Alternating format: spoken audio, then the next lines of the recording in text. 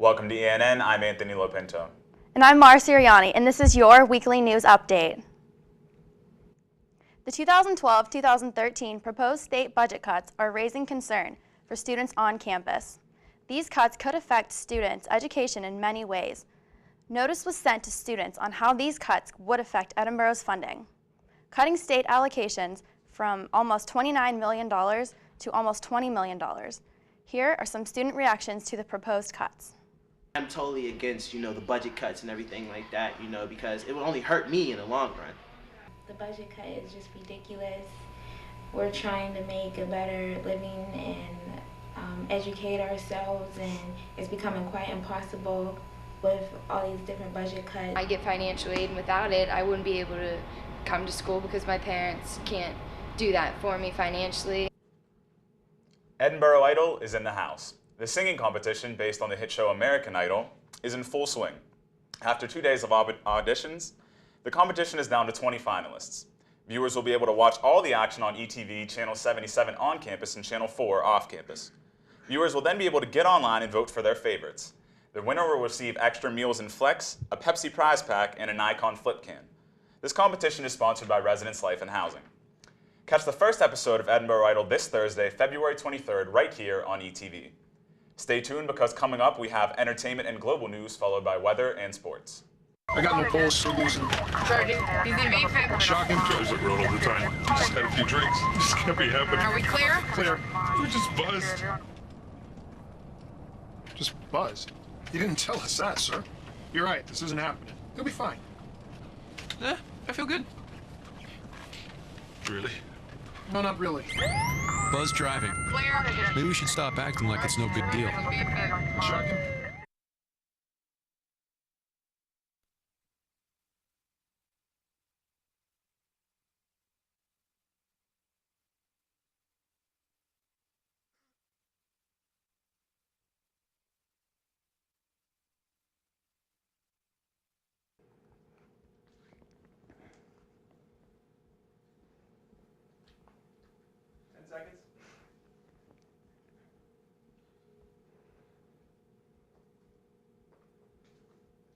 Welcome to Entertainment News. I'm Josh Petruska.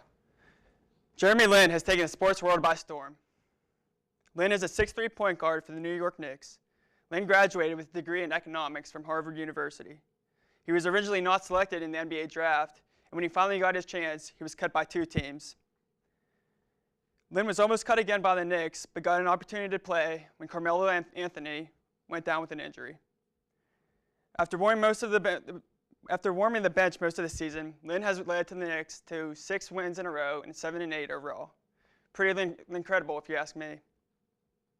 The NFL is being sued by former players who say the league did not take appropriate measures to protect its players against head injuries associated with concussions.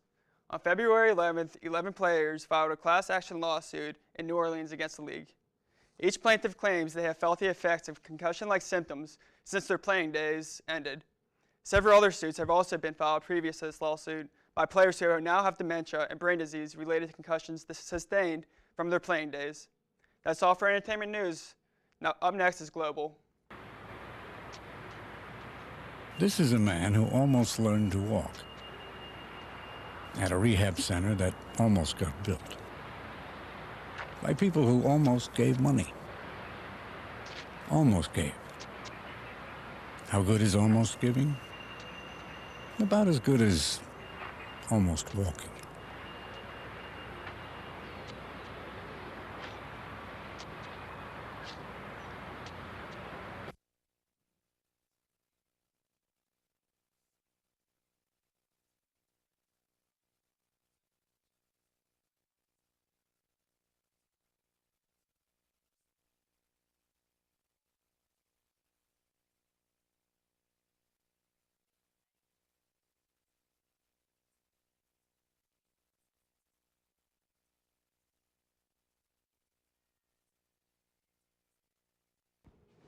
Moshe Kai Kavlin does not like to be called a genius, but he started school at age 8. At 11, he earned 2 Associates of Arts degrees from East Los Angeles Community College with a 4.0. Now at age 14, he's set to graduate from UCLA. He's also just published a book. It's called We Can Do, and it's a 100-page guideline explaining how other young people can accomplish what Kavalin did by keeping themselves focused and approaching everything with commitment. He's hoping that the book will show people it's just not genius involved, but hard work. At least 2 people were killed during protests in Syria on Saturday. Protesters were there to rally against President Bashar al-Assad regime, as well as mourn the loss of 3 others recently killed by security forces. Thousands of mourners and protesters packed the streets when security forces hit them with gunfire and tear gas, killing 2 according to the local coordination committees of Syria, a network of opposition activists. 12 other people were also killed. World powers have condemned the violence but not gotten involved. According to the United Nations, over 5,000 people have died over the last 11 months. The Syrian government has forbidden international journalism from reporting on what's happening within the country. That's all for global news. Now on to weather and sports. Hello, everyone.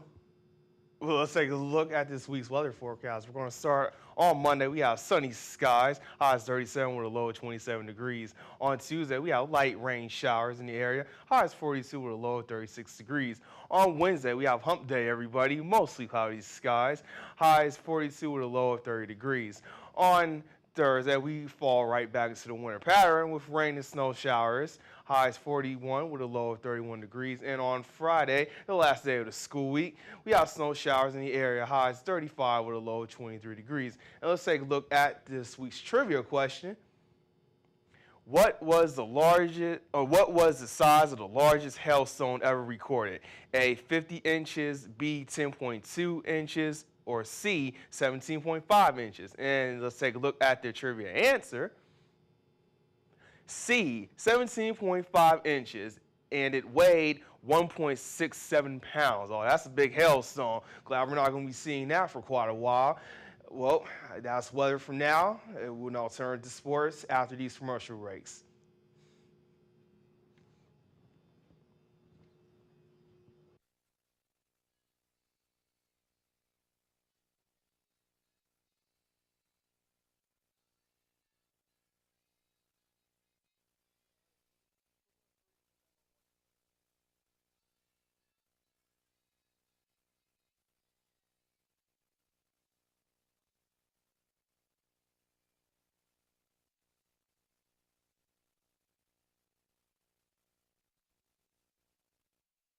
Hello and welcome to ENN Sports. I'm Patrick Nuzzo.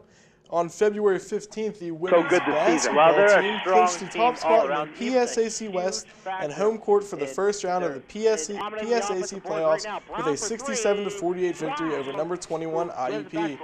Edinburgh started the game on a 10-0 run that landed them a 21-9 lead after the first 10 minutes. IUP missed their first 12 shots from the field and ended the game shooting a miserable 29%. Early in the second half, IUP's Amy Fairman pulled the team to within 11, but that's the closest the Crimson Hawks would get as the Scots pulled away down the stretch. Kiara Brown had a career night with 27 points, and she added 6 rebounds, 5 assists, and 3 steals. Renee Brown also had a big night with 17 points, 4 rebounds, and 4 steals. This win, combined with their win Saturday over Clarion, puts the team at 24-0 overall. The Borough men's team took on the number 17 ranked IUP men's team right after the women's victory. Edinburgh jumped out to a 10-5 lead after this Bobby Davis layup, but they were not able to stop the tandem of Ashton Smith and Julian Sanders, who fueled an 11-2 run to help IUP steal the Scots' momentum. The Crimson Hawks would shoot an astonishing 57.1% from the field in the first half to take a 43-29 lead into the locker room. The second half featured more of the IUP senior guards as they accounted for 48 of their team's 80 points. Late in the game, Corey Somerville would pull the Scots to within 8 at 71-63, but it just wasn't enough as the Crimson Hawks pulled away to win 80-72. Smith finished with 25 points while Sanders added 23 and was 4-5 from beyond the arc. Edinburgh's Isaiah Prince continued his hot streak with a 27-point performance, marking his 5th straight game with 20 or more. The Scots did rebound with the win over Clarion and are currently still in the playoff hunt at 12-12 and 10-10 in the PSAC. Both teams finish out the season with games at Mercyhurst and back home at Cal. It was the end of the road for 3 seniors as the wrestlers took on WVU for their final home match of the year. Ken Massey, Chris Hrunka, and Chris Honeycutt were all recognized before their match for their wonderful 5 years here at Edinboro. At 157 pounds, Casey Fuller found himself in the 6th round against WVU's Dominic Prezia. With just 3 seconds left, Prezia was warned for stalling, and Fuller was awarded an escape, giving him the victory and tying the score up at 9-all. At 197 pounds, Chris Honeycutt ended his home career on a dominant note with a 22-7 victory over Mac Mancuso. The victory puts Honeycutt at 34-0 on the season and gave EUP the 17-15 lead going into the heavyweight match.